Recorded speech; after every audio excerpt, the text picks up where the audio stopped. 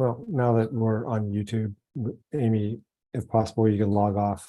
That'll stop the recording. And if you need to restart the computer and then just re-log on, that can maybe fix it. I'm not sure.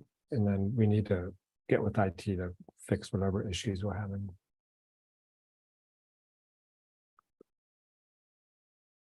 Got it.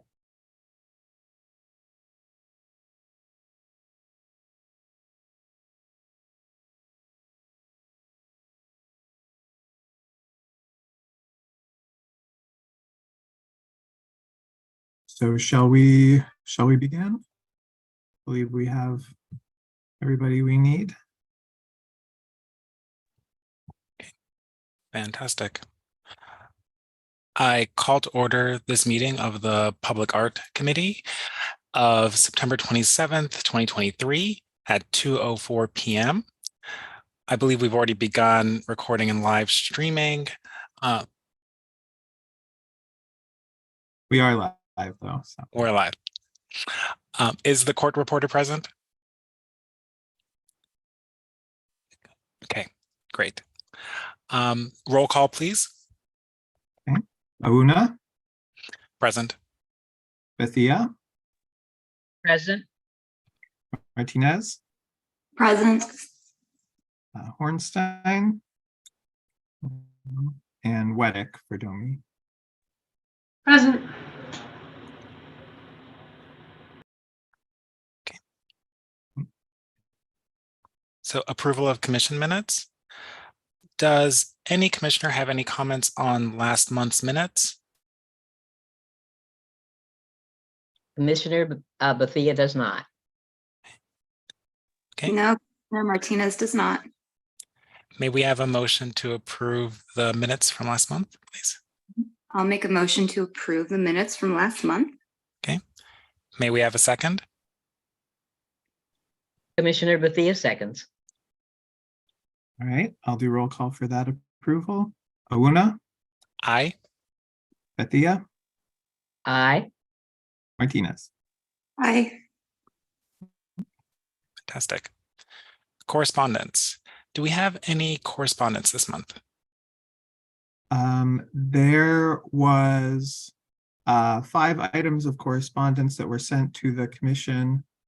Those were a letter from Miguel Sage and the Council of Three Rivers American Indian Center regarding Arsenal Park Public Art, a letter from Highland Park Community Council regarding Pittsburgh Zoo entry renovations, a letter from Nancy Levin regarding Pittsburgh Zoo entry renovations. Those second 2 there were for the Civic Design Committee, and then a letter from Prem Rajgopal regarding the Christopher Columbus statue, and a letter from Pat Kavanaugh regarding the Christopher Columbus statue. Just for the record, as we did get 2 questions in correspondence around the current status of the removal of the Christopher Columbus statue in Stanley Park, could DCP staff just provide an update? Yeah, the first round of litigation at the trial level ended last year around this time, I believe in October, with the judge denying the lawsuit. It has since then been appealed and is now in the Commonwealth Court. It's awaiting arguments to be made on October 11th. Those are available to be live streamed or attended if any of the public is interested in that. Following those arguments, it's left up to the court to make a decision, which from what I understand typically takes 3 to 6 months. Thank you so much for the update. Public comments. Do we have any public comments? I do not see any attendees other than our applicants right now, and no other ones were received. Great. There are also no briefing items on today's agenda, so we can transition to hearing and action. We have 1 applicant for hearing and action for this session. Arsenal Park Public Art, the applicant being the Department of City Planning, Sasha Rezin and Carolina Huffman. And so just providing an opportunity for a public statement to begin. As they are being promoted, Sasha and Caro, I will just note that the previous review, the motion was for a continuance. The 3 items that were called for and addressed in the subsequent application were number 1, a uniform color scheme across all 4 sculptures. This is shown in the provided materials in actually 2 different options, which the artists can go over. A community letter of support related to the inclusion of the Native American storytelling in the inspiration for the sculptural forms. That letter was included in the correspondence that I noted, and additional specifications relating to safety of the sculpture's heights and locations. There were also renderings provided for each of the sculptures, some of which are included in the hearing slides, which will be available today, showing all of the sculptures' sightings in the park.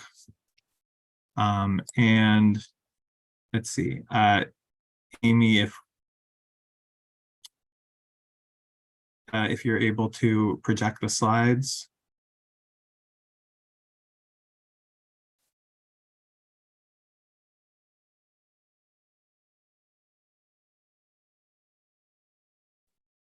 I also have them downloaded if we want to pause for a moment to see if there's any issues.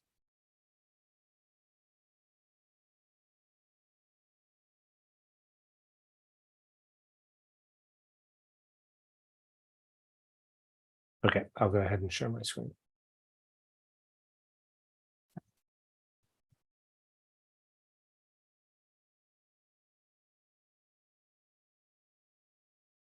Sasha and Caro, if you have any other just introductory remarks to make, please do so now. Otherwise, we have the example images. The commissioners have received the information that I noted, and I'll leave it up to discussion. Thank you, Tony. Hi there. Well, we addressed the concerns of the last meeting, and I agree with everything that Tony said about the 2 color options, the renderings on site, and the safety issues, and also having the support from Miguel, and he sent actual references of the tortoise with the pine tree. So we have addressed every item from the last meeting. So we can, if you want, we can go over the slides so we can share with you the renders.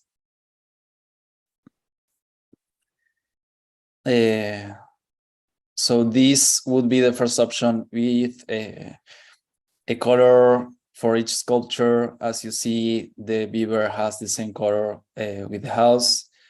That was one of the concerns from the last meeting. And if you go to the next slide, also the colors are a little more pastel or sable in the previous slide. And in this slide, all the sculptures have the same color.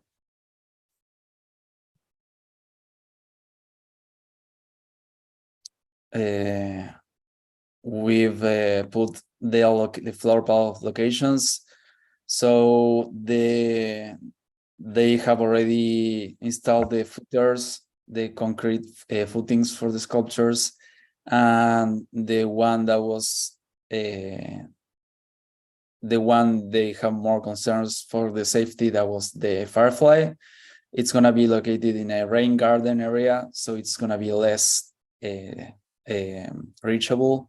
Also in height, 5 feet above ground level around the rain garden. And well, we have the support from the Department of Public Works for this issue.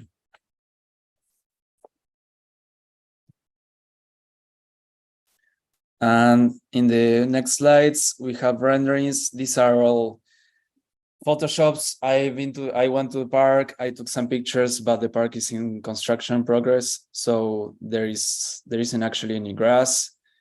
Currently there is only soil and rocks.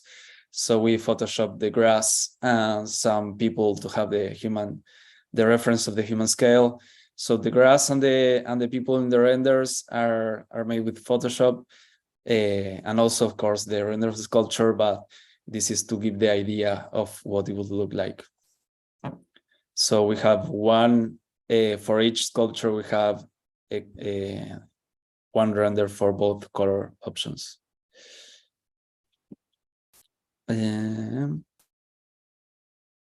Yep, you see the first one was the beaver.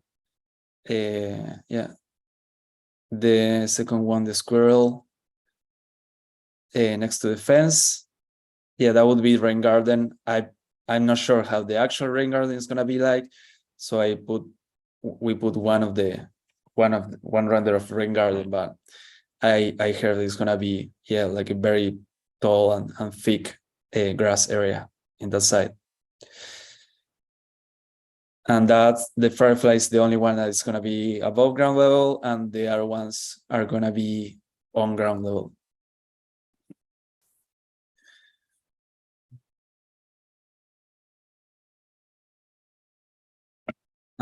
There was more slides in our presentation with additional views and both color options. I don't know if you have that file.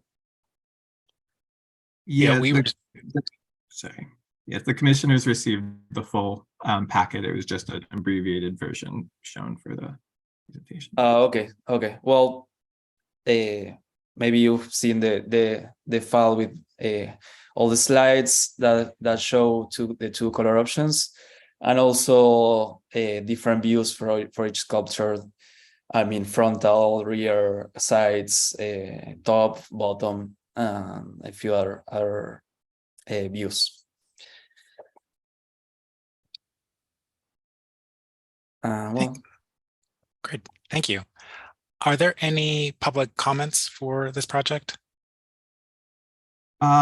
I believe that Miguel Sege had wanted to give a comment.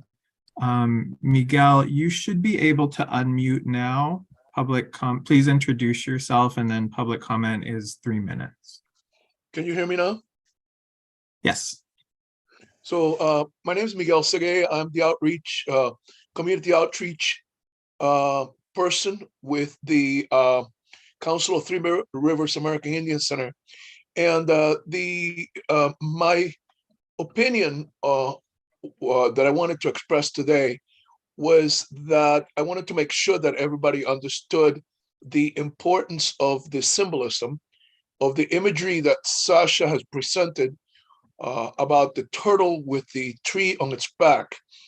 I provided a number of pictures, and I know, Tony, I know this one was kind of late. It was today, so I don't even know whether you saw it or not, but I did send you an email today with a photo of a mural that appears in the lobby of the Council of Three Rivers American Indian Center's main building in Dorseaville, Pennsylvania, which in fact includes that imagery of the turtle with the tree on its back. It is a very well-recognized image in the tradition of the Seneca people, and I think we all know that the Seneca were the main tribal presence in this region. Chief Gayasuda in Sharpsburg, Queen Alaquippa in McKeesport, and all of the other the Half King. So I just very, very strongly support the use of that imagery in this project. That's really all I wanted to say.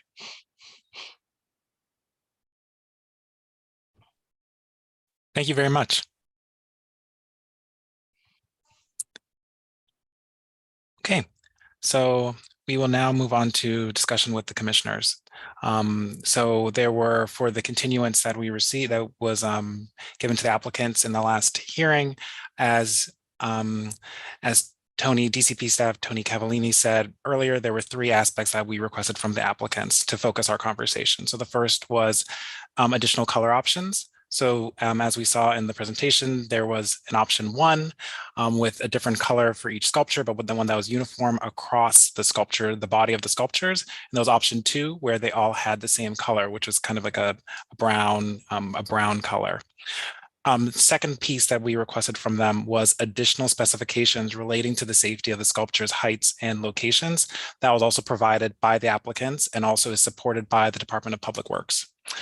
Lastly, we also requested a community letter of support specifically pertaining to the inclusion of Native American storytelling within the pieces.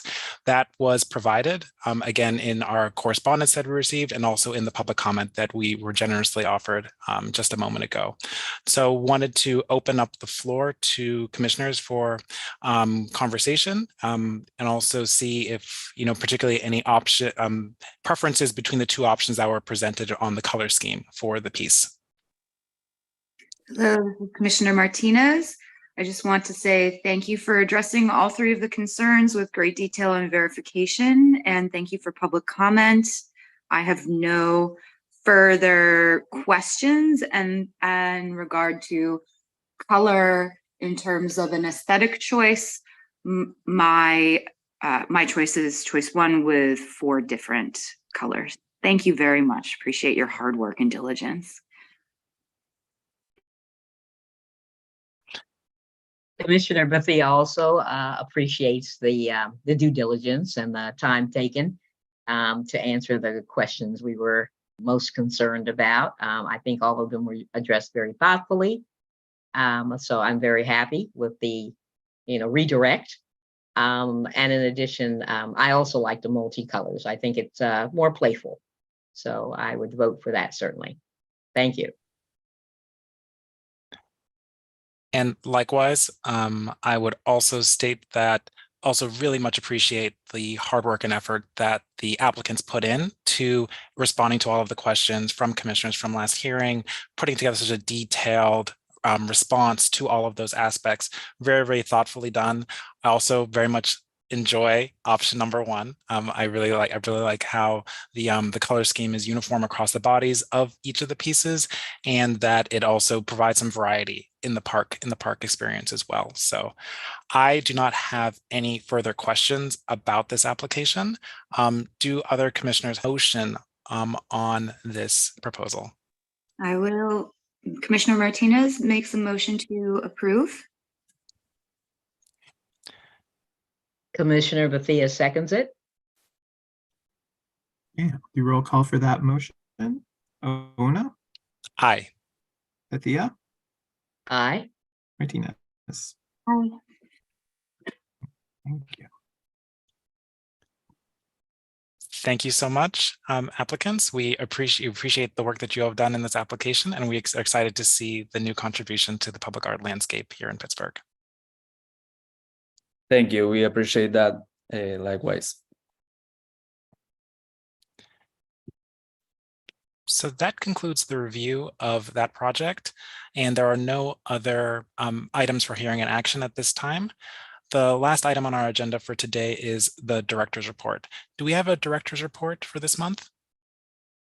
We do not. Okay.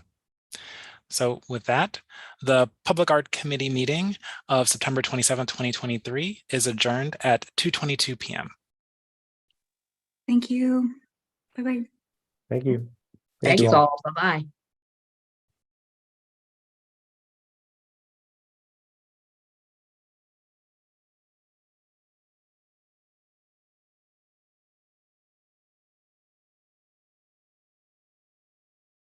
Amy.